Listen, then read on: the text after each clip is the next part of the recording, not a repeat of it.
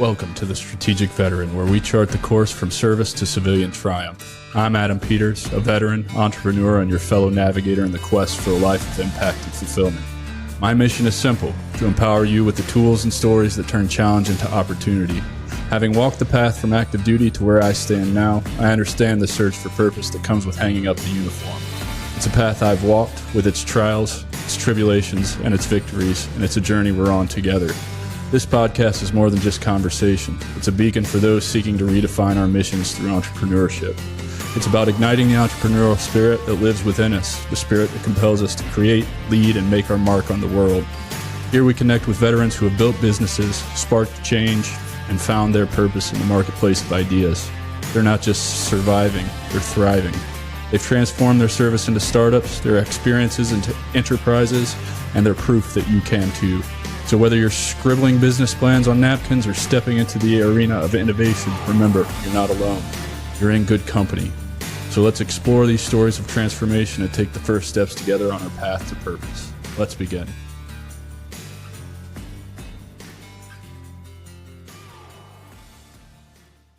Welcome back to the Strategic Veteran. I'm your host, Adam Peters, and today we have an exceptional guest who brings a unique blend of grit, determination, and intellectual ambition to our conversation.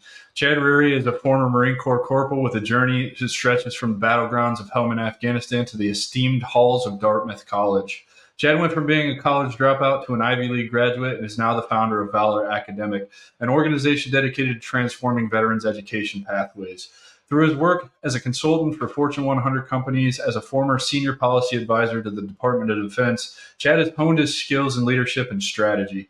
His story is not only about personal growth and resilience, but also about creating meaningful support systems for veterans, particularly in education. Chad embodies the essence of a strategic veteran, blending his military experiences with his mission to elevate the lives of fellow service members. So join us as we dive deep into Chad's story, from his early challenges to his corporate and entrepreneurial successes, and his relentless dedication to improving the landscape for veterans in higher education. Chad, brother, thank you so much for being here. Super grateful for your time, and welcome to the show, man. Thank you. Hopefully I can live up to all that. well, hey, man, like, you don't have to live up to all that because you've already done all of that, and that's the whole point of this. So let's dive right in, man, because you've got an interesting story, and I want to cover as much of it as we possibly can. So where did you grow up and what inspired you to join? So really rural part of Northern California. Now that I live in Montana, that's kind of like a don't tell anyone you're from California piece. I feel like that's any conservative who moves to a conservative state from California. They're like, hey, don't mention where you came from. But our town's claim to fame is a whale got stuck in a bridge in the 80s. And it was like this whole thing on the news. And that's the only thing famous about my town. There's nothing else that anybody knows about it. That's a pretty cool thing to be famous for. Whales are cool. Right? Yeah. So when I grew up there, I think it was like 1,500 to 2,000 people. Now they're up to like 7,000, 8,000 people. So still a tiny town. And just, I grew up there. Couple people that I knew served in the military in like high school. As a kid, I think like everybody else, I watched Top Gun and was like, that's freaking cool. I want to fly planes. And then I grew to be 6'4" and realized I couldn't fit in a cockpit. So that wasn't going to happen. Yeah, it's funny you say that because I too wanted to be a pilot. Top Gun's my favorite movie. I love the new one.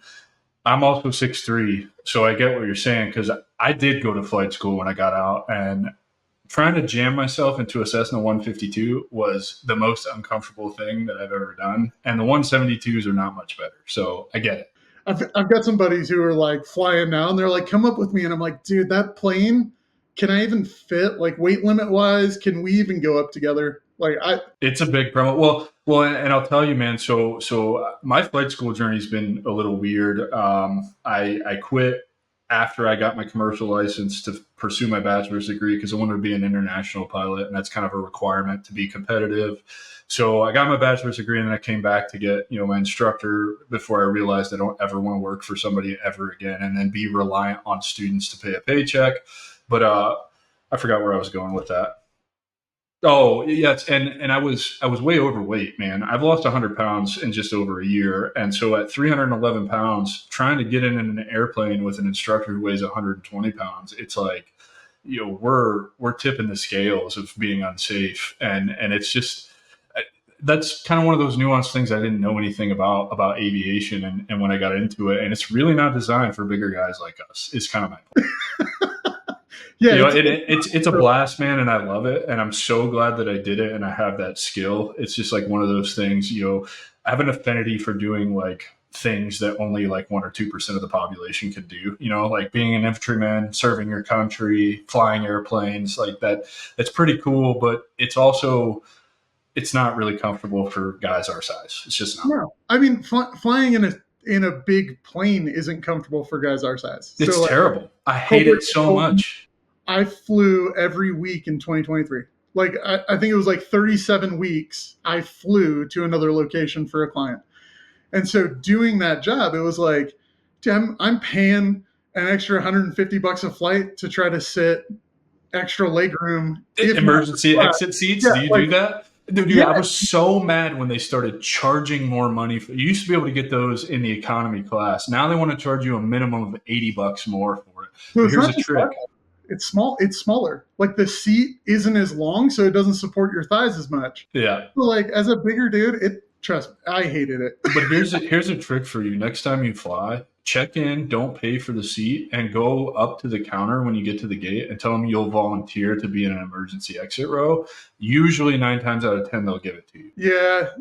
I luckily flew so much I have status, so Perfect. Status because then I get to book it right when I sign on. It's like, yep, you're getting the seat. It's problem eliminated, right? Yeah, it's like I'll change the flight if I can't get the legroom because my knees touch the back of the seat in front of me. It's brutal. And then you get that guy who's completely unaware of how tall you are behind you, and as soon as you get to cruise, he leans that seat back, and you're you're trying not to be the asshole that takes your hands and pushes it up and stops them from going back, but you hurt your kneecaps by doing it, so that they realize like, oh, I think that's as far back as it'll go, when really it's your kneecaps that are stopping them. So before I ever joined the Marines, I was 18. I had already hit full height. I flew to Europe and I was on a 747, but I was back in coach. Like I was in the cattle car, 6 across the middle, and the guy in front of me leaned back, and I went to the flight attendant. I was like, "Hey, can I stand at the back of the plane for a flight from San Francisco to London?" I stood at the back of the plane for a solid 6 hours because I just couldn't sit in that seat the whole time.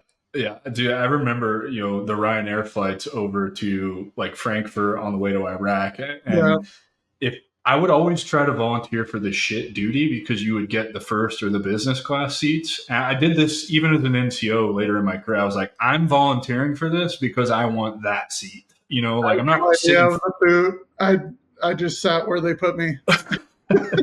Anyway, man, we got a little off topic. So you just saw it growing up. So why the Marine Corps? Was it the uniforms like every other Marine I've had on this show talks about? Was it they had they and I can't argue this. The Marine recruiters are they're like bodybuilders who walk around like they're the most fit Marines. And they do have that, like, we're the best attitude always. It was that way when I joined. It's still that way today. I just got hit up by a Marine recruiter last week. Like, hey, man, you ever thought about joining the Marines? It's like, hey, man, I'm a fucking retired Army guy. Like, He's like, oh. Yeah, so I think getting into a little bit of the backstory, just like as a kid, I was good at school. I was smart, but I hated it. Like, it didn't really click with me.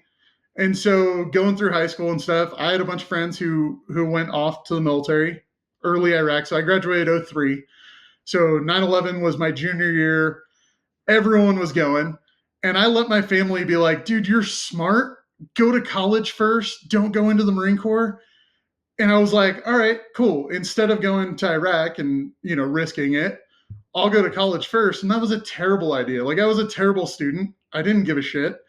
I thought, I'm never going to use this calculus in the future. I'm never going to use a lot of this stuff they're trying to teach me.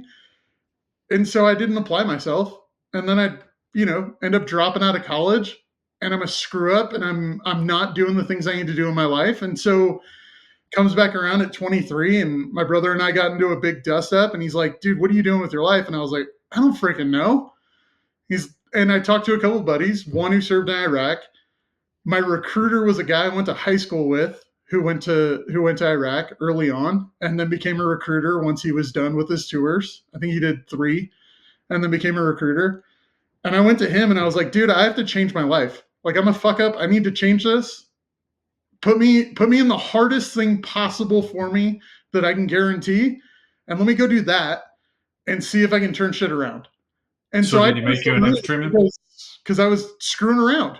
And I was like, dude, I'm so fucked up. Like, I need to go do something that's going to change everything about my life. And that's how I ended up in the Marine Corps recruiter's office. I had a buddy who went to Iraq take me down to the recruiting office at 23 and be like, all right, like, I have to go. When's the earliest day I can go and go infantry? So you were 0311 then? Yeah. That's what I'm talking about. I knew we got along for a reason.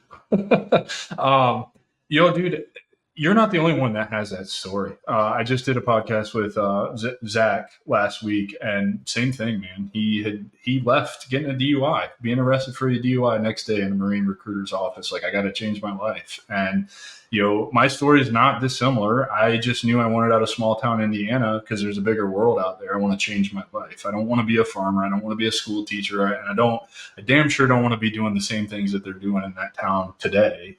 22 years, because I graduated in 03 like you did. When's your birthday? Because I think there's a little timeline discrepancy there, because I was a sophomore when 9/11 happened. You said you were a junior. Yeah, so January 5th, 85. There you go. That's why, because I'm May, so I missed that cutoff. Dude, that's awesome. So how was your experience when you got to, where did you go? Parris Island, or did you go to California? So I stayed at Hollywood Marine. Yeah. Yeah. Was it culture shock for you? Like, knowing that you have this perspective, my life is fucked up. I need to change. Did you feel like the Marine Corps from day one was doing? I feel like it was the path. Like, there was nothing to go back to. It was kind of that whole like burn the ships mentality that you hear about business, or that you hear in, the old stories. Obviously, Homer's where it started, but that whole burn the ships mentality, I had nothing to go back to. So when I went to the Marine Corps, I was a college dropout. I was bouncing in bars, and I lucked into a moving business that I became an owner of. Like, I signed up to manage it for a guy. He's like, hey, like, why don't you come in as a part owner?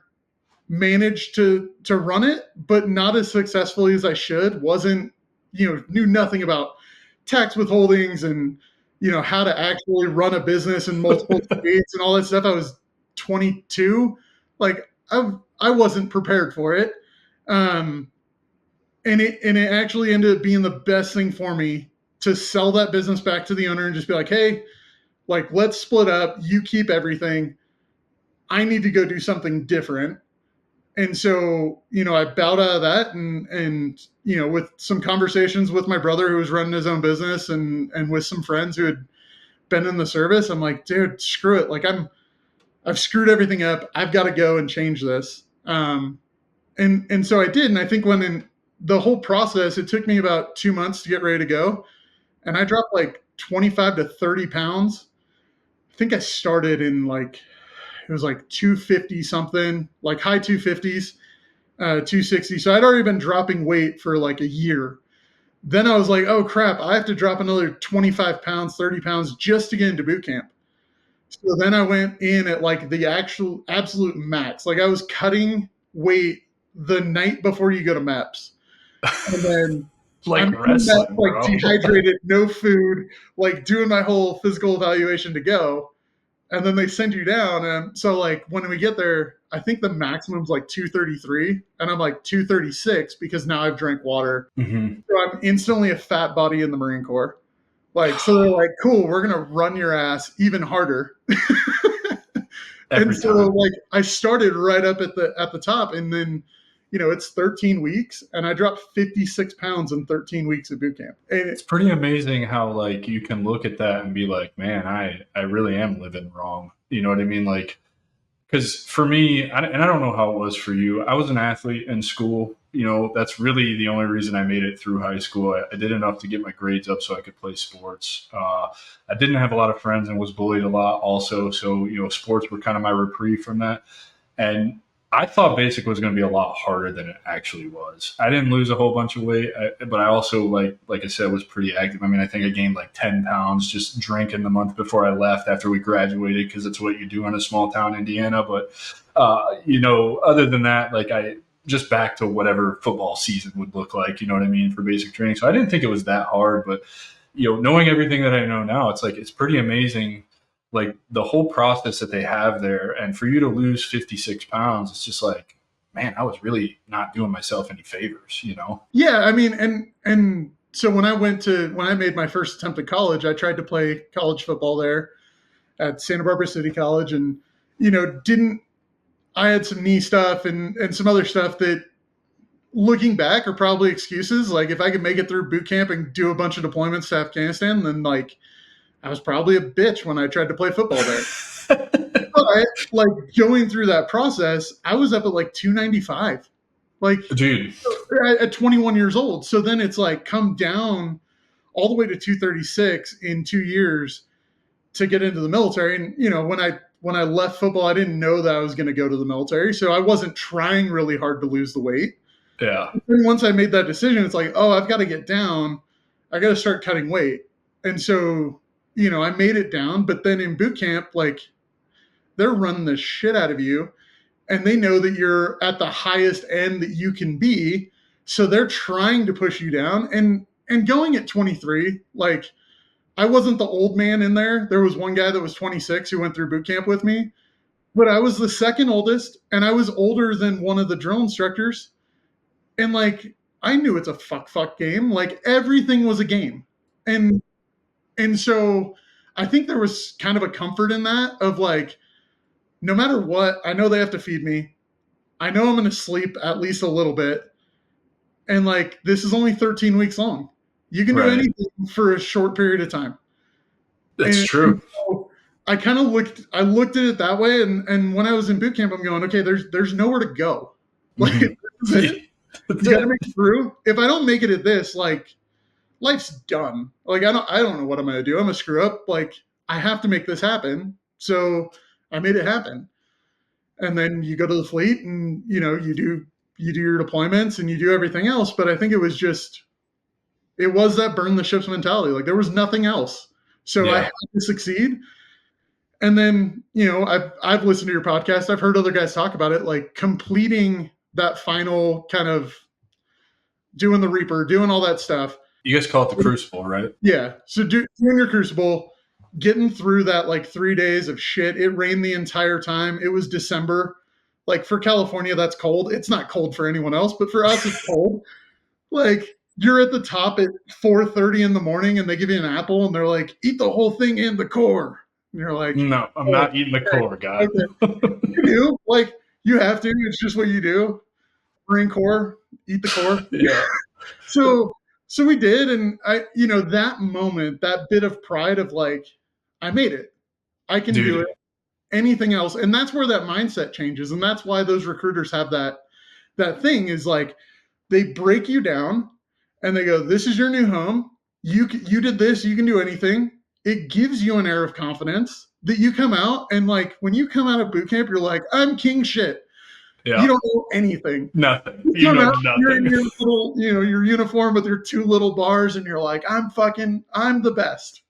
Yep. I remember that, dude. You haven't done anything. You don't know anything, but you are so pumped full of confidence.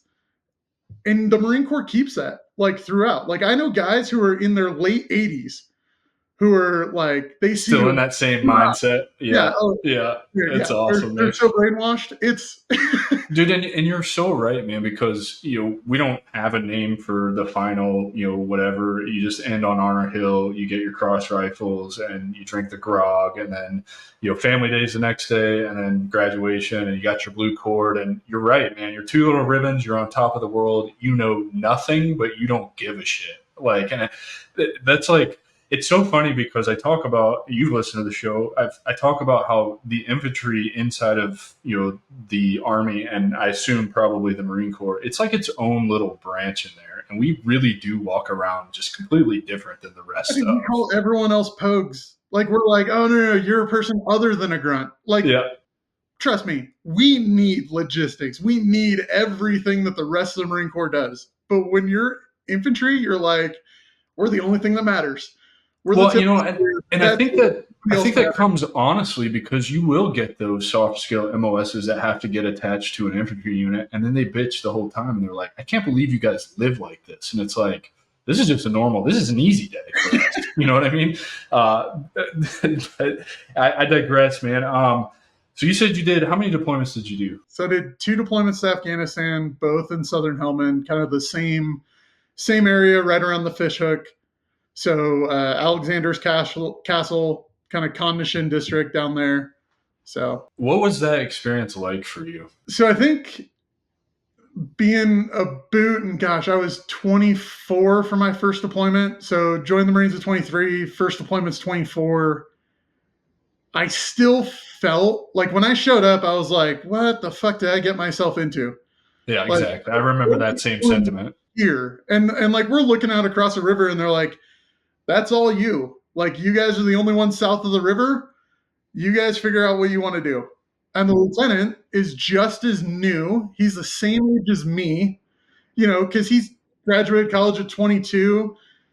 He did his 2 years with, 18 months with OCS and everything. He comes to the unit and then we go on our deployment. Like he doesn't know anything either, but we build up our officers and you have respect for him and you're like, yep, they know, but like he doesn't know. Luckily our platoon was heavy. Like we had a bunch of guys who had deployed to Iraq or Afghanistan previously. And so they could kind of give us the way and they could help guide what we were going to do. But yeah, I mean, I was walking around going like, dude, I'm the tallest thing here. I am the easiest target for anyone to pick out ever. Well, and it's I relate to that a ton, and I've never actually given that kind of any weight as far as like really evaluating my perspective. But I remember feeling that way too. Standing at 6'3" and then you put gear on, we look like fucking superheroes. Like we really do, man. It's incredible. And, there's a picture of me standing next to our mortar platoon sergeant, and he like barely comes to my chin with full kit on, and I'm wider than he is. And I'm like, this is what I look like standing next to the rest of Americans. Because from our perspective, I to this day, I still don't even really realize like how big of a human I am until you put me next to or show me pictures of myself standing next to somebody else who's wearing the same thing or doing the same job. And it's like, holy shit. So I relate to that a ton, dude. It's an awkward feeling. You're in this. I was 18, barely 18 when I went on my first one. Like, what's an 18-year-old kid doing in this ancient fucking place? It's been here. The Fertile Crescent is Iraq. We forget civilization started there. And it's like, I'm a history. I liked history back then, not so much a history nerd now, but like standing there, seeing the spinnerets and knowing that Alexander the Great owned this area. And like, it's crazy to think. Yeah. And I think that was, so like, we didn't see the castle on my first deployment, but going over, being older, like I read books about it. I read Alexander's path through Afghanistan, how he had to marry off all of his generals and even down into like his younger officers just to be able to get through Afghanistan. And I'm looking around going, yeah, I see why they didn't conquer this place. Why? Exactly. Like, you just got to get through. Like, what are you doing here? And that was, tough for me because I think it was so removed from 9/11. By the time I got to Afghanistan in 2010, I'm like, what are we doing here? Like, why are we still here? And like, I get it. I understand what we've been told. And I was motivated like anybody else. I'm like, fuck yeah, let's go to war. Let's go fucking kill shit. Let's go do all this stuff. Good infantry mentality. Close with and destroy the enemy. That's the mission. I look back now and, after the whole botched pullout and everything else, I'm like, dude, what did I lose my guys for? Like, why were we there for 20 years? And that's hard because I still talk to one of the moms of a guy that we lost, and I'm like, I don't know what to say to her. Like when we did the pullout, and she's like, what the hell did I lose my son for if that's how we're pulling out? I'm like, I have nothing to tell you. Like I don't know. That hurts me. There's 15,000 other Gold Star families that feel the same way, and there's endless number of GWAT guys like yourself and me who I think that's contributing to the suicide epidemic that we face. Not only did we spend 20 years at war, I mean, so your career is a lot like mine. Just shorter time. I was deployed every other year for a total of 4 deployments and 50 months of combat time, which is insane. Yeah, and, I mean, your guys' deployments, in my opinion, are too long, and I think the Marine Corps does the shorter deployments. One, because we're trunk monkeys. Like half of us are fucking retarded, and we're too gung ho about it, and we get way too complacent way too early. So like by 4 or 5 months in, we're making mistakes that are noticeably different than the first 4 months we're there. Yeah, I agree with that 100%. I'm looking at the Army going 15-month deployments, 13-month deployments. Like, no wonder why you guys are taking higher casualties. Well, it's not necessarily just because we think we're better as Marines.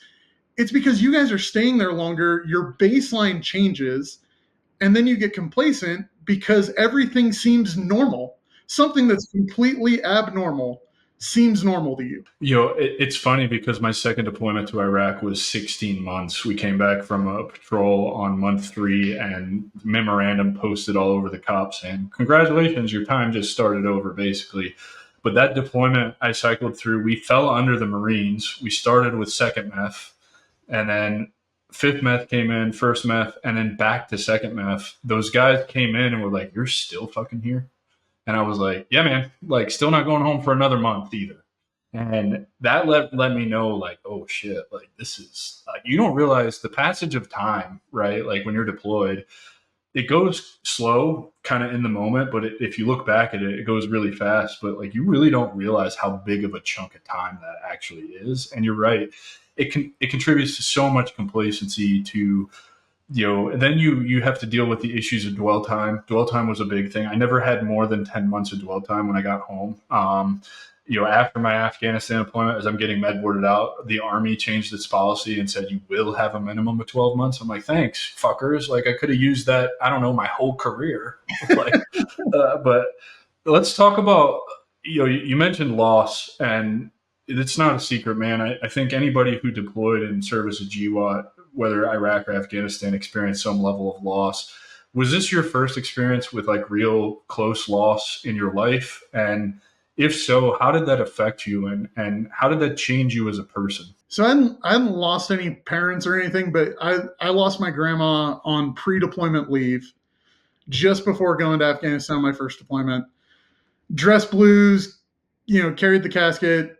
That was kind of my first experience of loss right there. And it's completely different because it's family, it's old age.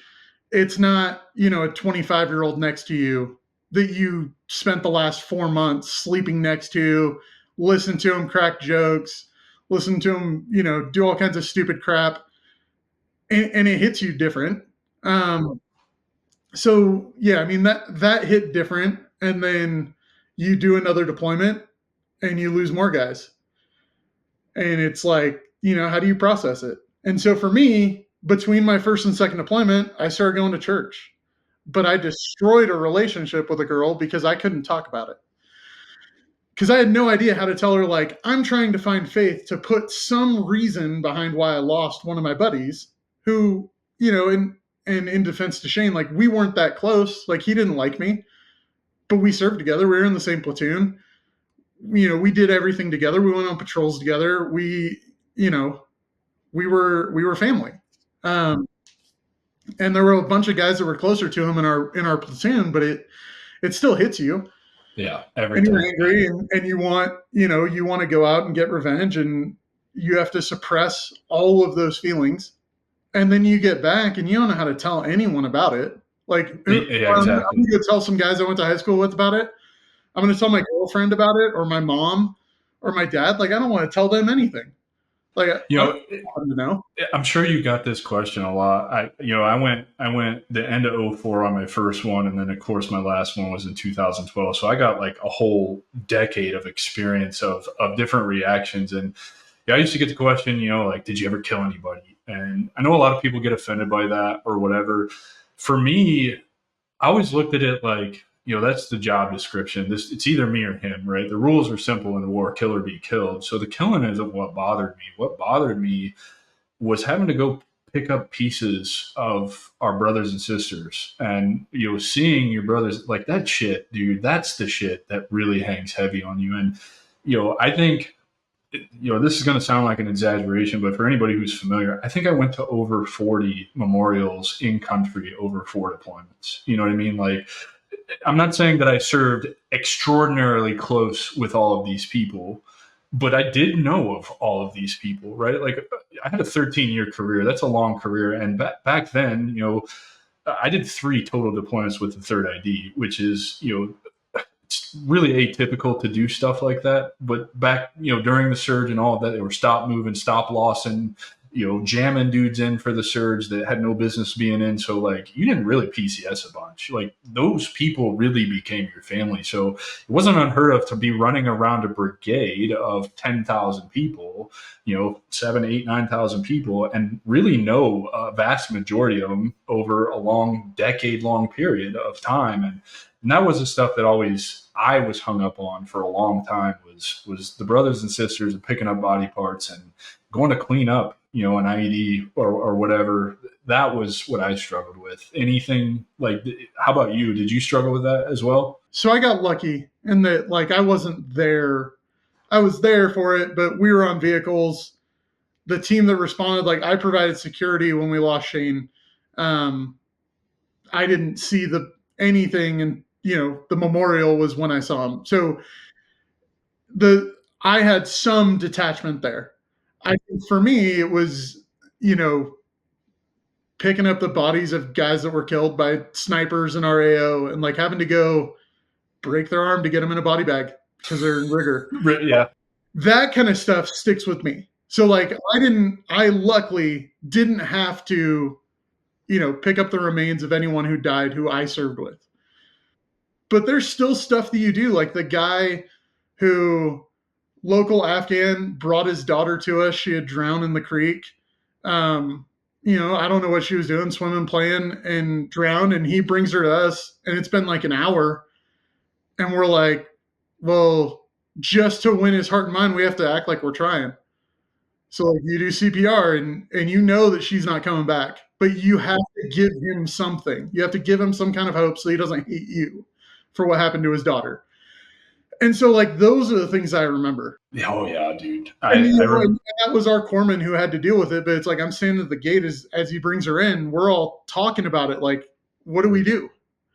And how do we give him some peace of mind or solace? Well, and that in itself is kind of a mind fuck, because now you're putting on a show for something that you understand, right? To give them some kind of perspective, like, hey, we are here trying to do something, even though I know this person's gone. I dealt with that too, right?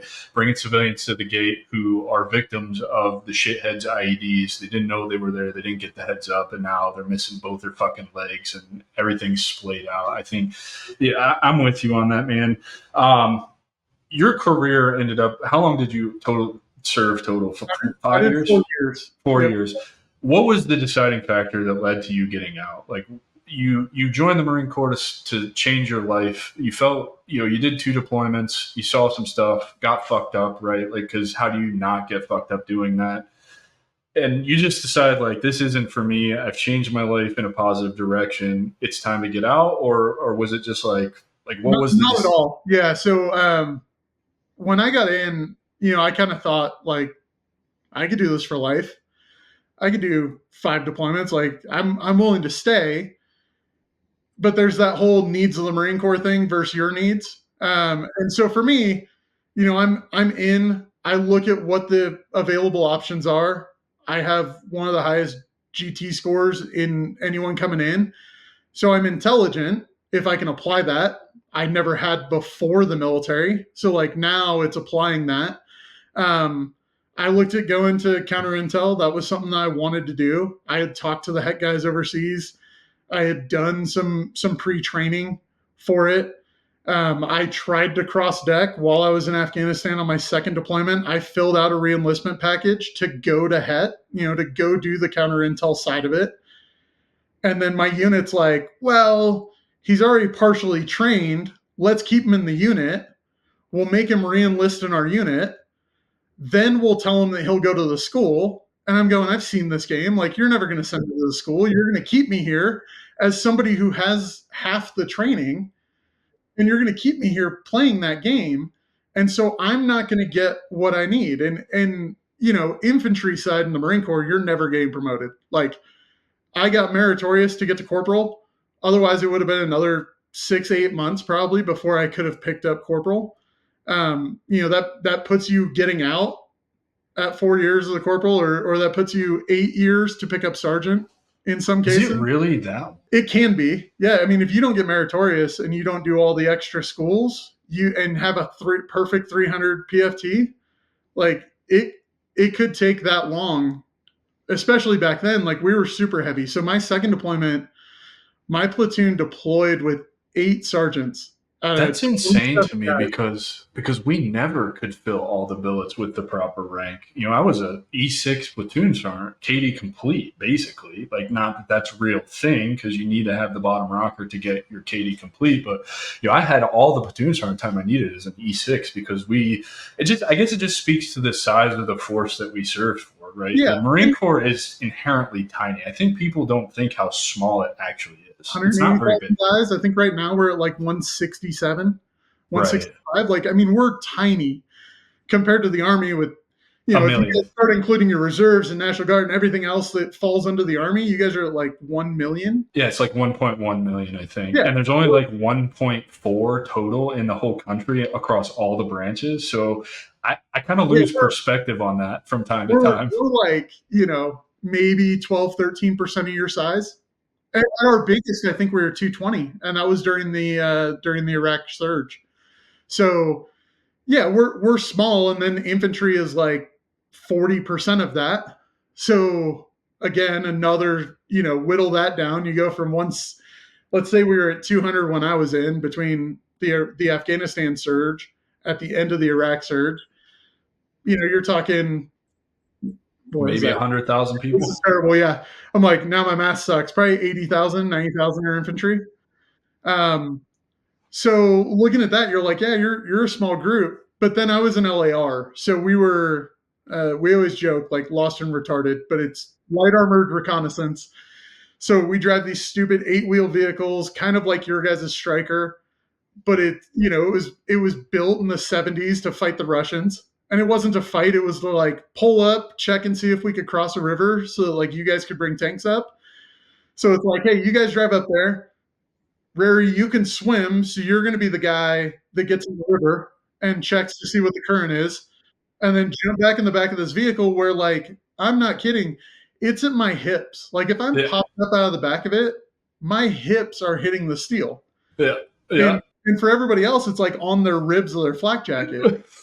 And so I'm like, let's put the tallest guy in the river because he can walk across the whole thing if it's shallow enough. But also he can swim even with his gear on, so we'll have him do it. But like, so we're in a small group, and then for that, you've got us broken up into vehicles. So there's only 7 guys, maybe 8 on a vehicle. So you've got a vehicle commander who is either the officer, the company, or the platoon gunny, or it's a sergeant. Like, the sergeant billet to be a vehicle commander. Your gunner is generally like either a lance or a corporal. So, your E3, E4 level.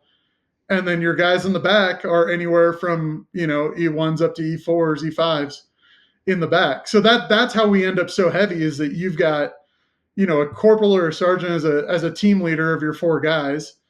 Then you've got at least a sergeant as your vehicle commander.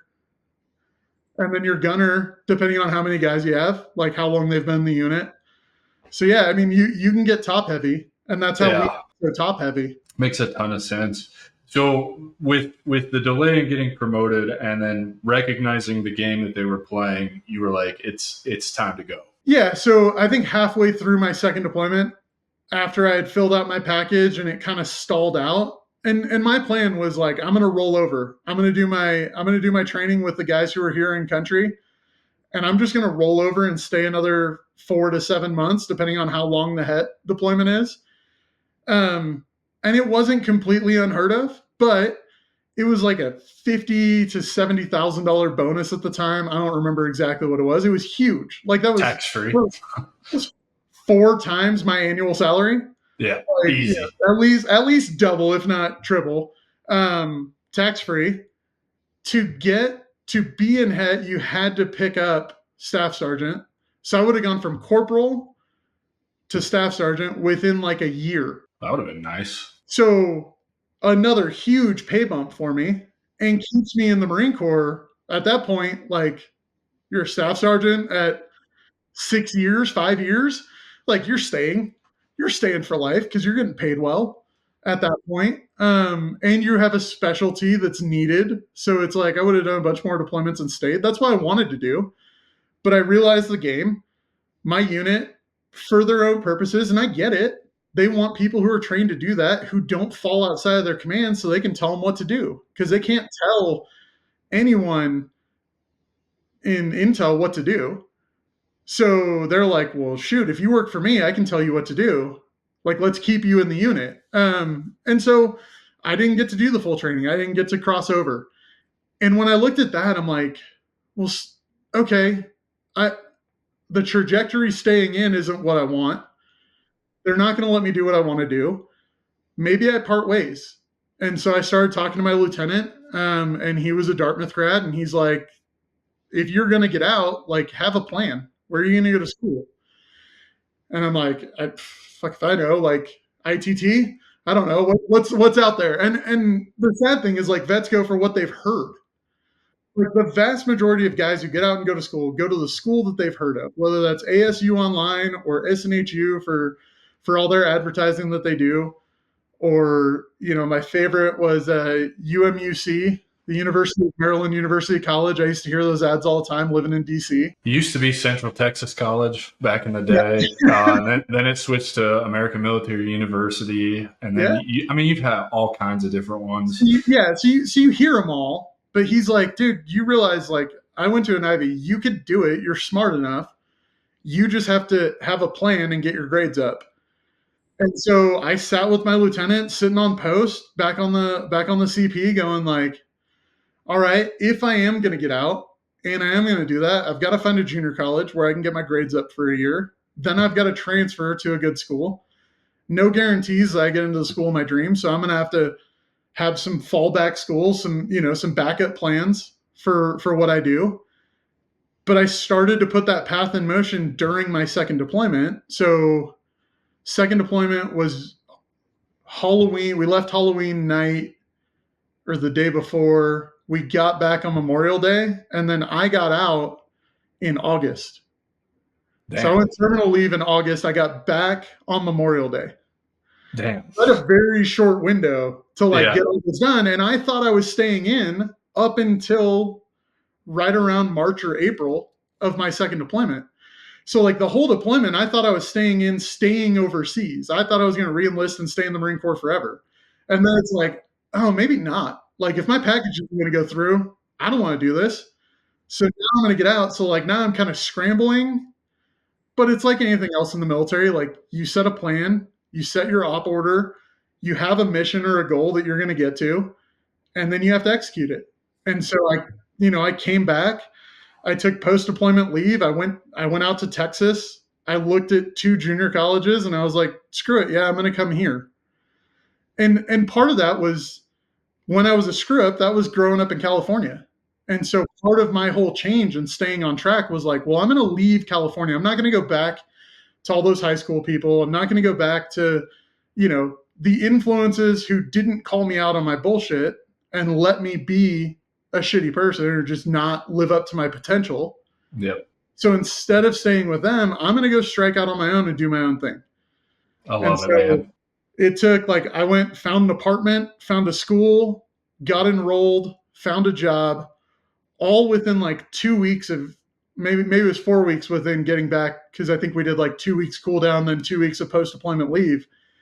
I did all that in the first month back. So you had set yourself up for when, August rolls around and terminal leave goes. And that's not something that a lot of people do. Timing worked out too, because I could, I was up September 12th of 2012 was when I was getting out. I had, plenty of leave saved up.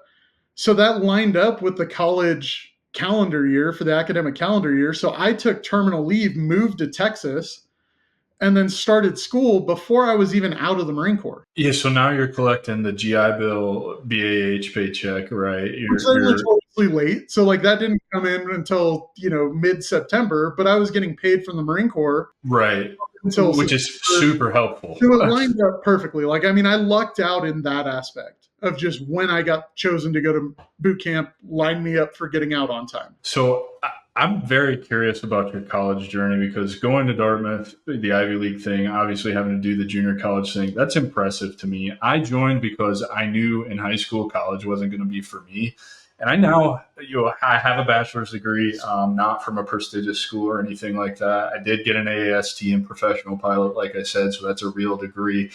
What I learned, and my current philosophy on college, I don't think college was designed for kids right out of high school. I think college is actually designed for people with a little bit of life experience. And the reason I came to this conclusion is I was finishing up my AAST in professional pilot. I was in the flight ops room, I think probably either waiting on a flight or had just come back from a flight, knocking out some homework, because in flight school, the learning environment's really cool. You have like the ops center and people ahead of you and behind you, and you kind of all come together and learn it all together. There's always something going on in there. And I heard younger kids, because in Washington State, they have this really awesome program called Running Start. So when you become a junior in high school, you can basically graduate high school with a diploma and an associate's degree, and kind of shorten your time horizon in the adult world with college. And the younger kids were asking me, because they were in some of the gen ed classes that I was in, and Washington's always been a weird state. It was my first experience with online classes. I'm like, this is great. You're unlocking everything I need to do on Sunday. I can have this done by Wednesday, and I can control my time Thursday, Friday, Saturday, Sunday. And they would ask me questions, and I'm like, I don't remember what you're asking me, because I did that assignment on Monday. It's Friday. I haven't looked at school at all. And they're like, how are you done with all of the same amount of work that I have to do? And it's like, I just look at them and it's like, it's called life experience, time management. Do you feel the same way, particularly being a college dropout? You dropped out for a reason, because you weren't applying yourself. You go to the Marine Corps to get life experience and change your life. Do you really is my conclusion accurate? I think it is. I think college is not designed for kids right out of high school. So I'll say I don't pull a ton of punches when I talk about college and the experience there. I was so much better prepared having life experience to go to college, and I think there's some stats around vets graduation rates that are troubling to me personally, just because I focus on it, but every vet has the necessary skills to go and succeed at college. Now, there can be life circumstances that challenge that, make it difficult. You could have ideological issues. You could have some issues with PTSD that derail you a bit. But every vet has the basic skills, the time management, being able to operate off of an op order. Like your college syllabus is an op order. Literally. They tell you exactly what's required of you throughout the entire course, and they give you a timeline. They tell you when every test is, when every homework assignment's due, how long your papers have to be. Like, it is a guide, and all you have to do is execute that times as many classes as you need to graduate. I thought that was a cheat code. I was like, you're telling me exactly what I'm going to have to do? Is there any way I can do this early so I don't have to worry about it anymore? And then you can use office hours to go talk to a professor to hey, I don't understand this. How do I figure this out? They give hours every week allocated to that, to be like, hey, I'm a screw up. And I took advantage of that in junior college. So I get out 2012. I start school 2012. I didn't have any friends in Texas. I didn't know anyone. I wasn't going to make best friends in class with a bunch of kids that were younger than me at community college. Right. Yeah, that's not happening. And community college isn't like a 4-year where you go live in the dorms and you're living on campus. No, I have my own apartment. I have a job that I go to, working full time while going to school. I worked a commission job selling clothes at a retail store because it forced me to talk to people, which was something I wasn't comfortable doing when I got back to Afghanistan. I'm like, I don't want to talk to anybody. The last thing I want to do is go talk to a bunch of civilians. That was my mindset.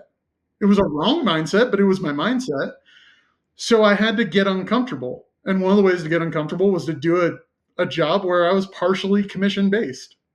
Um, and so the more I sell, the more I talk to people, the more money I make at the end of the month. It's not a ton, but it's a little bit more. And that helped me afford my apartment when BH was like, I don't know, 12, 1300 a month. And that's what my apartment is. It's like, well, I have to have a job. Yeah. Yeah. So, and then going to school, I treat it like a 9 to 5. So it's like, if I'm not in class, I'm in the library. So go to class. I set early classes, make myself get up. I've got 8 a.m., 9 a.m. classes, but I put gaps between all of my classes. And this is something that I counsel vets on with Valor. Like, put study blocks in between your classes so that you have time to process what you just sat in a 1 or 2 hour lecture about. You can go look at your notes, pick up on things that maybe you missed, reread them right after class. Then you still have like another hour to prep for your next class. And when you start taking tests, that's huge. Like having an hour to decompress after a test and then prepare for the next one at midterms and at finals, that's massive. Like that's such an advantage that most people don't think about. But because I believe, because of the way that we're wired, because of the experiences that we have, yeah, like you apply that and that puts you in a better position to succeed. Now, I think anyone can have that if they have life experience, but the secret about the colleges is that they want money. Like, even though a lot of them are nonprofits or state run, they want money. And what's the best way to get somebody to go to college? Right out of high school, just continue going, which is why there's grade inflation, which is why everyone goes to college now because it's expected. They made that expectation, and now everyone feels like they have to go. Yeah. College isn't right for everyone. Well, And and you it's don't need 3 or 4 years of life experience to prepare yourself to go deal with a professor. But if everybody had experience, they might challenge some of these professors. which They I think is needed. come with their own mind made up about a topic and be able to add something to the academic conversation on a Which topic is rather than coming in and just being like, oh, I have another teacher, but there's more students in this class.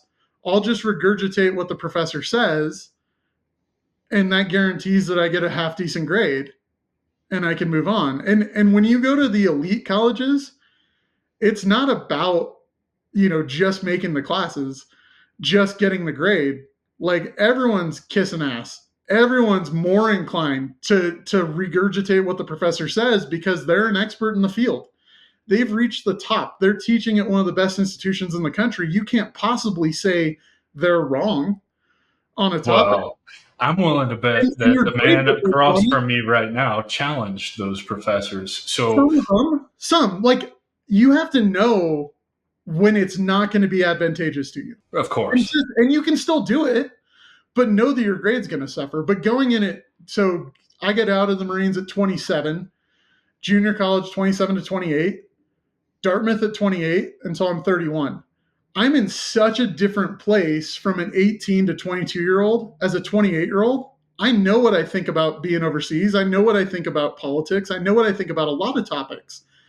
And so I can come in and go, okay, well, who disagrees with the professor? Like, when they write their book, whose arguments are they going, they're wrong because of this? Well, maybe that other professor's not wrong. Maybe that scholar isn't wrong. Maybe they're right. And so maybe in order to challenge them, you read that other person's book, you look at what their arguments are, you make your own twist on those arguments, and you find arguments from other people that disagree with the professor, and you challenge them, but you do it in a responsible way. You do it in a way that goes, you concede that they're right on these topics. Here's where I think that has more weight than your argument. Here's where I think they were right, and you might need to rethink this aspect of your paper. You don't call them wrong, but you go, you might be wrong on this thing that you say is 30% of the problem. I think it's 50% of it, and that's why I think the other person's right.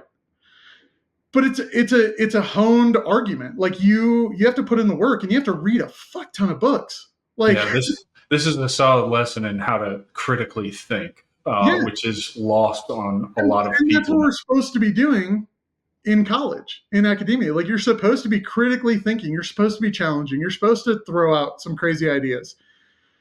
They might be wrong, but you're supposed to like challenge your own thinking and listen to the professor. And if you're like, this person's crazy, you can do that in a responsible way. Like, you can challenge them and go like, hey, I think you're wrong because all of these other people said this Right. for 300 years, and I don't think they're wrong. I think you're trying to publish papers, Yeah. keep your position, and to move up in your position and get paid more because you have a publishing requirement as a professor. Like, you have to put out research, you have to put out papers. So do you believe everything you're saying? Maybe you don't. Right. Yeah. No, this is great, man. I want to move to your entrepreneurial journey, and you hinted at it kind of early on. You've always kind of had an entrepreneurial mindset. Have you always known you wanted to own your own business? I don't know if I necessarily thought I wanted to run my own business. And I think sitting in high school classes, learning a bunch of stuff that I was like, I'm never going to use this. Some of it I have. Other stuff, I'm like, I'm never going to use that. Like, why? The career is going to be the same way. Like, there's going to be things that you do just because that's the process that your company uses, and whether that's the right process or not, like, that's how everyone does it. So you do it. That's high school. That's getting a degree. Like, we're still doing school in high school the way that we were doing it in the 1920s, 1930s to produce people to go work in factories. It's not a creative place. Yeah, it's actually documented that the public school system, who was it? Was it Carnegie that founded it, I believe?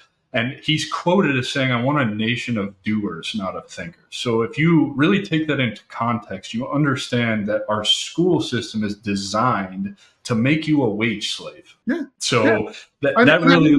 I think in high school, my one outlet in high school besides sports was I took a course that was like an entrepreneurial course. And it was like, hey, make up a fake business. You're going to run a fake business as a class. You're gonna go to this conference and present your fake business to other students who are in the same program all around the state or all around the country. And so I was like, cool, like, this is what it would be like to be a VP at a clothing company or at a car company. Like, we get to role play all those positions. And I had to go like, cool, yeah, I definitely want to be in charge. Like, I don't want to be the one just building websites or doing this other stuff. Those are all valuable things. It's not what I wanted to do. And so I had that mindset. And then, I got out and kind of stumbled into a business and got lucky and ran it and screwed all kinds of things up and learned all kinds of lessons and learned that I didn't have any time management and didn't have a bunch of things I needed to be successful. And then it's like, from there, you go to the military where it's, do everything I say, when I say, how I say, because I said it, don't ask questions. And I think that builds a little bit of rebellion. Like, I think that you hold that in for the entire time you're in the military, and you're just like, stupid, but the XO said we have to do this, or the CO said we have to do X, or the battalion commander said we're doing this. Anybody ask why? Quit asking questions. That's not your job. Do what he said. And I think, like, you build up a certain level of resentment where you're like, dude, I want to challenge authority now. Yes, of course. Yeah, I was the same way in college. I'm like, man, like, I want to challenge this professor. Like, just to be the contrarian. I want to get in there and be like, you know what? I think you're wrong. I think that's an important role in today's society. And I think one that's lost on society is, like, nobody wants to play the contrarian, which leads me to, I love this, man. And this is not my words. People are going to get pissed off about this, but I see exactly where you're coming from. You describe colleges as socialist systems. Can you elaborate on this and how you founded Valor Academic to combat this? And I'll add my piece to this. You mentioned that colleges only care about one thing, which is money, which is why they get them out of high school. And also, it's not an accident. Student loan debt is the only debt that can't be written off in a bankruptcy or anything else. That's by design. That's on purpose. It supports your theory that colleges only care about money. They don't care about educating people. They care about the bottom line. So I I think that there are some people there that care about educating students. Like I have Correct. I'm great not, professors who care about that, but the institution, yeah, the no blanket institution of statements college, here. Like there are, right. We're on the same to page with make that. money. Like a college is there, private or public, to yes, educate people and get them on a path, but it makes a shit ton of money doing it. Like think about the VA pays $11 billion a year in education benefits. Who's the primary recipient of that? The colleges. Like Yeah, and it's not you, it's the colleges. it's yeah, The colleges get the vast amount of that money. right, right. So then like factor in only 59% of vets are graduating, 58%. Really? Well That's then it? 40% of that money is wasted. Like 40% of that money goes to the college whether the vet gets a degree or not. That's not cool. But then like how many colleges get money, they provide classes, but the people don't graduate? Like in my home state of Montana, that's 50% of the kids going to the school aren't getting a degree. Now, some of that's because it's so freaking expensive to live up here. Some of it's that the kids are too young and not ready to go to college, or they don't have the skills necessary to graduate college. So they go spend a year and a half there and figure out it's not for them and drop out like I did the first time. Mm-hmm. But you're stuck with that debt. Yeah. Like that doesn't go away. No. And you're stuck with it. But then it's like the federal government encourages it because they give you state-backed loans, federal guaranteed student loans that go to the college. So what's the college going to do? They're going to raise their price. They're going to hire more people to have nothing to do with teaching your kid and are all about putting in a lazy river on campus so everyone has fun. Like your student, not your deans, not your academic advisors, but like your student life directors. Like, why are we paying those people 150, 200,000 a year? Is that needed? If a college was a business, it would operate much differently. And now with everything being online, like you could get educated without having to go to one of these brick and mortar institutions. But not everyone studies well when it's on their own. Not everyone does online classes well. I don't do online classes well. I want to talk to a professor. I want to be face to face. I want to go to their office hours. I want to go interact with them one on one or in a small group. Like I took my average class size was like 15 to 20 students. I took small classes so I could have direct engagement, so I could ask when something was wrong. If you're sitting in that class with 300 people, it's really hard to get the focus of the professor or to be able to ask a question. I agree with that so much. Directly, like they're talking to a big auditorium full of people. They're not talking to you. Yeah, I relate to that, man, because I had both. I had 300 people in a class, and I had 10 people in a class. The education and the access and the knowledge that you gain in that group of 10 is far greater than in that group of 300. I'm fairly certain the professor from those couple of classes that I never even knew my name. Yeah. I made a point to make sure that every professor knew my name, whether it was 300 people or whether it was 10. But that was me taking the initiative to do that. That's not what the average student's doing. So 250 of those kids, the professor had no idea who they were unless they knew that they were on a sports team or some other context of why they knew their name. But just interacting in class, you don't know their name. Like it looks familiar because it was on a paper, but it's not a one-on-one connection like it is in that 15-person class. Yeah, and then the other big issue with big classes like that is it's inevitable. Even now, I just did a 6-month course that was all online. A lot of group kind of lectures or whatever through Zoom. You always have people who eat up all of the energy, and they don't know how to read a room. They don't understand that they are consuming the entire amount of time to get their question answered or whatever. And then by default, because psychology is really cool, when you're a professor in that setting or whatever, it becomes your go-to because that person has demonstrated to you that they're going to participate. So it's easy for you to just pick them out of a crowd of 300 people instead of choose somebody random who may contribute more value to the conversation. So or may not. Yeah. Or may not, but let's find out. Let's get the opportunity. Yeah. And so you created Valor Academic to combat all of this stuff that we're talking about, right? So most of it, I think. So like if I were to tell the origin story where it started, I applied to Dartmouth, Columbia, Pepperdine, Georgetown, UVA, all these big schools.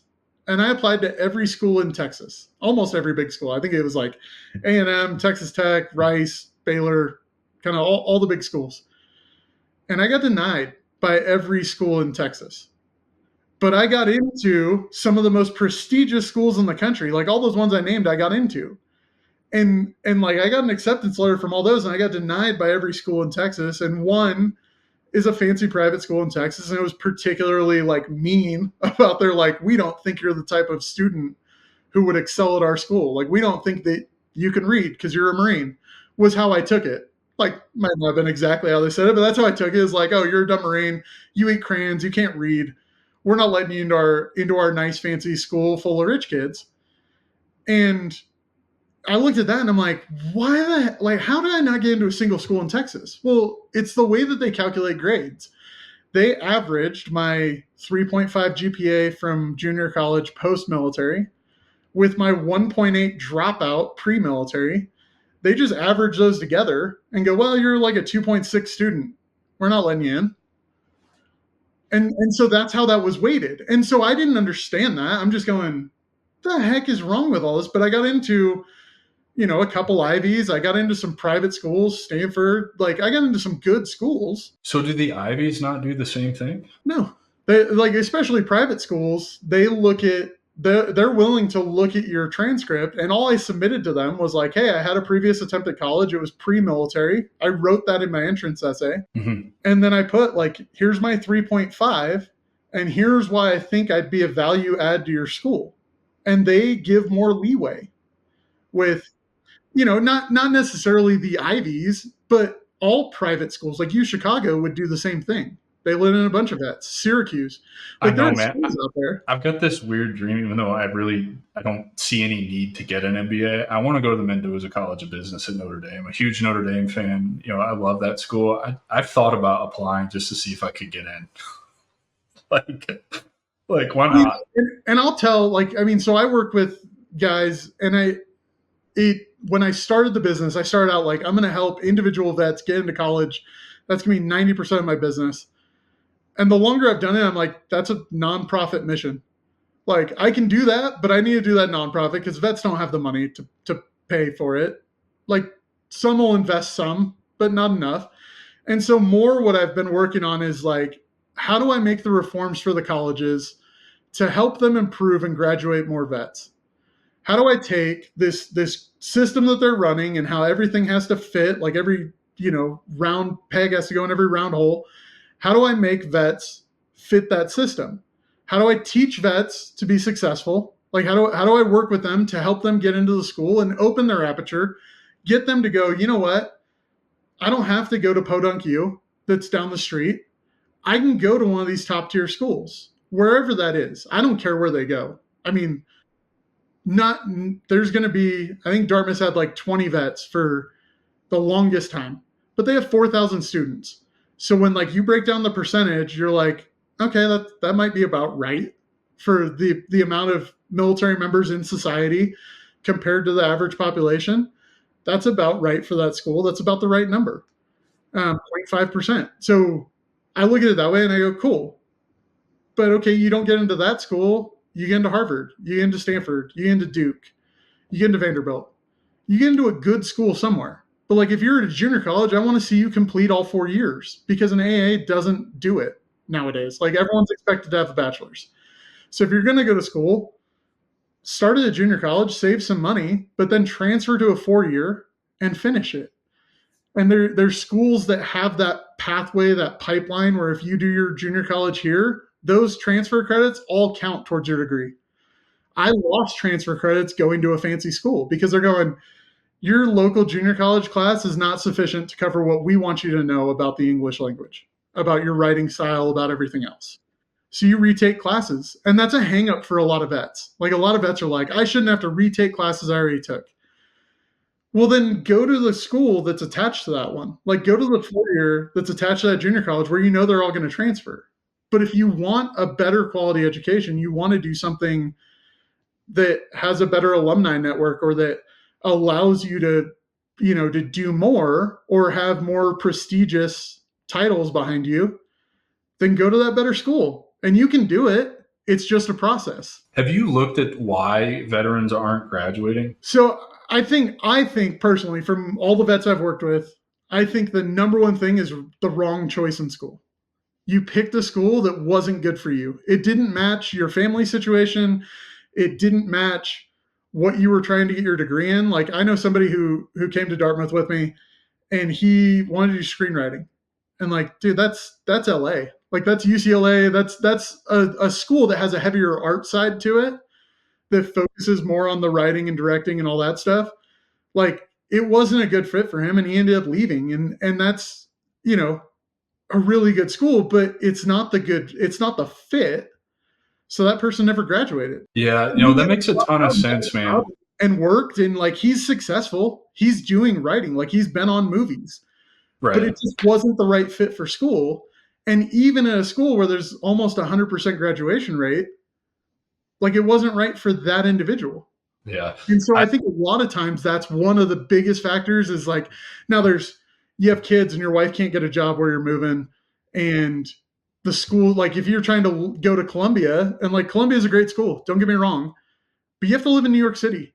If you're like me and big buildings and tons of crowds puts you on edge for long periods of time, that's like a 4-year nightmare for me to try to go to school in New York City. And then if I have kids and I have to try to put them in private school because I don't trust public schools with them, like, now I have a huge financial burden that I can't do while going to school full time, because the GI Bill is not going to put your kids in private school while you're going to college. And that makes a ton of sense, man. Like, what you're talking about, because I remember, 22 years ago when we graduated high school, at least where I was at, they were very good about informing you, okay, for example, if you want to learn about business, go to Notre Dame. The Mendoza College of Business is world renowned. You're going to have all kinds of alumni support, like you just suggested. If you want to go to school for if you want to go to school for engineering, Purdue University, and I'm speaking from an Indiana standpoint because that's where I grew up, but Purdue is widely recognized as a great engineering school. You know what I mean? So like, we've lost an element of that. And I agree. It's the same that I see when I talk to transitioning veterans all the time. They're so worried about, how am I going to support my family? I've got to get a job to maintain this level of income. I'm going to take that first corporate job, whether it aligns with my core beliefs, values, and passions or not. And I'm going to be completely miserable because this is just what I have to do. And it applies to college too. You can go to a college that's going to support you. Like, if you want to learn about business, don't be looking at MIT. You probably want to look at, like, I don't know, Notre Dame or something like that, right? Yeah. I mean, you want to go to a good school. Like, you could go to, you could go to UPenn, you could go to Wharton for business school. Yeah, but Wharton. That's a better example. Kellogg is a great business school. Like, I've sent a bunch of people to UChicago's business school. Like, there are amazing schools out there that you can go to. But if living in Chicago doesn't work for you, then UChicago is not going to work for your family situation. If you're a single guy with zero family, you don't have any other responsibilities, and you can deal with being in a city, then 100% go there. I will tell you to go there all day. It's an amazing school. They actually care about free speech. Like, UChicago is one of the only schools out there that didn't have riots and kids complaining and protesting in offices. Like, when I was on campus, there were kids occupying the school office at Dartmouth. And I'm like, why aren't you guys arresting them? Like, these are a bunch of college kids. Throw them in handcuffs, escort them outside the building, and release them outside the building. But, like, take your building back. What are you doing? Like, don't let them shut you up. Like, don't let them interrupt business processes. Like, they're just a client here. You're paying and you're getting services. You don't get to riot and do all kinds of other crap. But it's like, UChicago's been one of those great schools, and I'm friends with Terrell Odom, who runs their vets program there. The guy's amazing. Got his doctorate, like, proposed a system to completely change the TAP system. Cares about every vet who comes through his system, whether they're in undergrad or graduate school or medical school or any of the schools there. Like, there are awesome people out there that want to help you as a vet. They want to help you graduate. There are awesome professors who want to help you graduate, who teach you all kinds of things in the classroom and outside about life. But you have to be put in the right environment. And so for me, that wasn't going to be New York City. Or if I'd got, if I'd gone to Harvard, like Boston, there's going to be job offers and I'm going to want to take a job. Like I know myself, I don't like school. Somebody offers me $100,000 a year to go work at their firm as a corporate job, I'm probably going to take it. Like I'm gonna follow that path because it's expedient for me. And if you have a family, it's even more expedient for you. So put yourself in the right environment. For me, that was 3 hours outside of a major city in a town of like 8,000 people, and 4,000 of those are college students. And you have the mountains behind you, and like I can, if I do all my homework on Monday through Saturday, then Sunday I can go skiing at the school skiway, or I can go for a hike in the mountains and get away from all the students and decompress. Things that are good for me and my mental health that allow me to be successful in school. We're getting away from all the other college kids and being able to clear my mind. I love it, man. So how does Valor Academic help? Like, what's your process to help veterans, land in a college that suits them? Kind of just walk us through, like, if I reached out to you, contacted you, like, hey, I'm getting out of the Army. Well, take me from there. Yeah. So unofficially started in 2014. I had a bunch of vets reaching out to me on LinkedIn and email, just being like, hey, how'd you get into Dartmouth?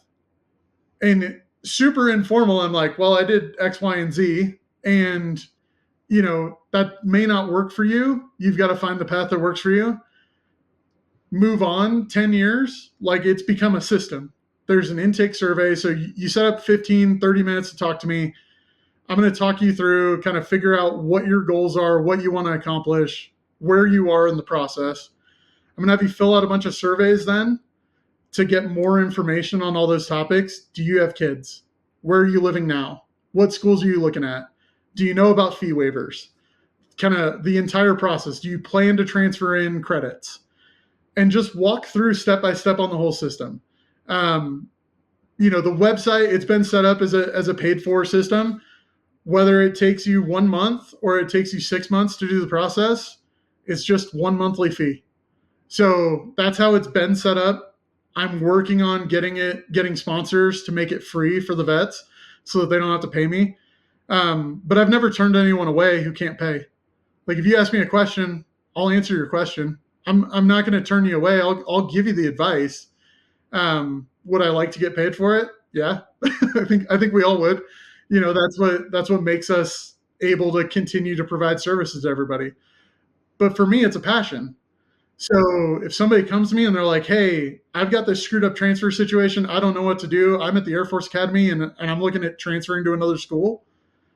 I'll help you. Like, I'll talk you through the process. I'll talk to you about, hey, you already got into school and you just need some advice on like where to go to figure out why the school's charging you something they shouldn't be. I can point you to who to talk to at what office. Because for me, I've seen it so many times. I can look at a school's website and be like, oh, the registrar handles this. You need to go to the bursar for that problem regarding money. Or you didn't get your transfer credits. Well, that's all handled under the registrar, but the professors are the ones who have final say. So here's what you need to do to appeal a transfer credit. And I can help them kind of walk through that process and get through the whole thing. So that's the goal. And then the other piece is the colleges. If a college is struggling, they're going, hey, like, we're graduating 60% of our vets or 80% of our vets. There's lost money on the table for every one of those vets that doesn't graduate. So if you figure the average college education right now is like 35 to 40 grand a student, well, if they drop out at 2 years, that's 80 grand left on the table for the college. So my method for the college is, let me come in, let me view your system, let me compare it to how other colleges are doing it that are more successful than you are at graduating vets. And let's figure out where we can make some process improvements. There's a fee for the college. And then if we hit our goal and we graduate more veterans on the timeline that we say we're going to graduate them, I get a percentage. So that I have skin in the game. I have to succeed for you to succeed. So I'm not succeeding if my client doesn't succeed. I get a small keep the lights on fee from the college. And then if I help you graduate, 5% more veterans, and that's an extra $2 million a year, I want a small percentage. And it's written in the contract. And so by working with those colleges, I get to work with all of their students and help them identify who might drop out. Dude, that's Based on awesome. the experience, I can go, hey, like people who have this problem are most likely to drop out. And here's the average time where a vet's going to drop out. If they make it past this point, they're generally okay. Like their percentage of dropping out at 3 years is so much lower than dropping out at a year and a half or 2 years. So how do we identify those students who are struggling? What services do you provide? Which ones do you not provide that might help a student? And on a case by case, you go, hey, like let's work on this thing. Let's get them extra tutoring, or let's give them extra test time, or let's send them to a cognitive therapist for language. For maybe they can't learn a foreign language because they have some block that they didn't learn it intuitively in their natural language. When all of this sounds like it's part of some of the other, veterans that I've had on this show, where they talk about the need for veteran services offices to be better at these colleges, to be more involved instead of just a cover your ass or a check your block kind of deal at these colleges. It largely seems like there's also a problem with the people who staff these offices are so out of touch with what veterans have been through over the last 20 years and really don't even know where to begin to help them. So I think that's some of it. I think it's also like veterans not asking for help. Like the ones who drop out, that's of course. The ones who've exhausted everything to stay in, like those are the ones that succeed. So it's the ones who aren't asking for help who are going, they don't understand me. They can't help me because they don't know. But I'm an advocate for having a veteran in the office, for paying student veterans to staff your veterans office on campus. Like you pay students to work the library, you pay them to work the museums, like pay them to staff the front desk at the veterans office. And a lot of colleges do. Like the vast majority do have those. It's only one or two, but it's a paid position to get, 8 hours a week. And if you're making an extra $15 an hour, like that's a couple $100 a month that you can throw in your pocket to help out with your bills. That might ease a little bit, especially for the single guys. It's not going to take care of the married ones, but it helps the single ones. And so when I look at it that way, but yeah, I think it's like, do your offices communicate? Like, does your director of veteran services communicate with financial aid, communicate with the registrar's office on transfer credits, communicate with the bursar on when payments are due and how the VA makes their payments, and when the VA is behind on a payment, that you don't disenroll a veteran from class just because their VA payment's late, because we've all experienced that. But also it's talking to the colleges about like, hey, like your financial aid department can't treat my GI Bill BAH as taxable income. It's non-taxable income. You can't. There are colleges out there today that still do that still tell vets like, nope, you get money every month, so we're factoring that into your financial aid. So would that be the same thing for VA disability? Like if you're me, like because that's not taxable income. Yeah, it doesn't. So as you don't report it because it's non-taxable. So like there's your way around it, but they know you're getting the BAH payment. They don't know what you're getting from disability, but they know exactly what your BAH is. Yeah. And they know exactly what the VA is going to pay. They know that fucking shady fucks. Like they know that money is coming in, and that if they do the yellow ribbon program, they get a bunch. But then there's some other stuff like, do you weight yellow ribbon slots or do you cap yellow ribbon slots? And if you cap the yellow ribbon slots, then because of the way that decisions are made for going to college, like transfers are never going to get those spots. It's always go to a regular decision or early decision, and those are dependents. And like, trust me, I want veteran dependents to graduate. Like I want those dependents to graduate, but do they need it as much? If their parents retired and transferred the GI Bill and can contribute a little bit more, do they need that yellow ribbon slot? Maybe they do, maybe they don't. Like maybe they do, but if you're double dipping as a retiree and your kid's using your GI Bill, like why are they getting the yellow ribbon slot when an OEF vet or an OIF vet isn't getting the spot because they transferred in and they already allocated all the yellow ribbon slots? Yeah, dude. That's an extra up to $30,000 a year, 15 from the VA and 15 from the institution's scholarship fund. But like that could take that burden off the vet. For sure. And so and it's getting different now too with guys not deploying as much. Like it's changing a little bit, and that's part of it. But schools are changing post-COVID too. Yeah. Like colleges have gone through massive change. And with all the free speech stuff that we saw in the last couple of years, like it can be tough to be on campus. Like I struggled with being on campus and expressing my voice. I struggled hard. College kids are protesting. I'm going, dude, go protest outside. You're in the library. I need to study. Yeah, I struggled like that too, and it sucks because I saw them burn flags on Veterans Day on campus, and I'm like, I was not in a good place at the time where I could just let that roll off my back, and so you're right, man. Like it's incredible changes, and dude, unfortunately we're out of time, which sucks. I knew this was going to happen because two 11 Bravos or infantry guys in a room together talking about things that actually matter. Yeah, man. Dude, I want people to be able to find you so they can get help. That's what we're here to do, is help transitioning veterans transition better. And I think your mission is incredible. I wish that I would have known you existed when I got out and was going through school, because I probably wouldn't have got my bachelor's degree from where I got it from. But, I have it, and that's great. So give everybody your socials, the best place to find you and all that good stuff. Yeah, so Valor Academic on every medium. So Twitter, Instagram, all of it. The other way is through our website, www.valoracademic.com. Email is info@valoracademic.com. Super easy to get a hold of. Like I said, any situation regarding school, even if it's a trade school, which we didn't get to talk about, hit me up, because trades are huge. Like you can make more money being a plumber than you can in some of the corporate jobs that my friends and I also have that we're still doing. So it's like, there's different options out there. You can apply your GI Bill different ways. There's strategies if you want to go to grad school on how to save GI Bill to use voc rehab to pay for grad school, so that, you're not tapped out. There are ways to pay for stuff. Any Valor Academic on any platform finds me. I love it, man.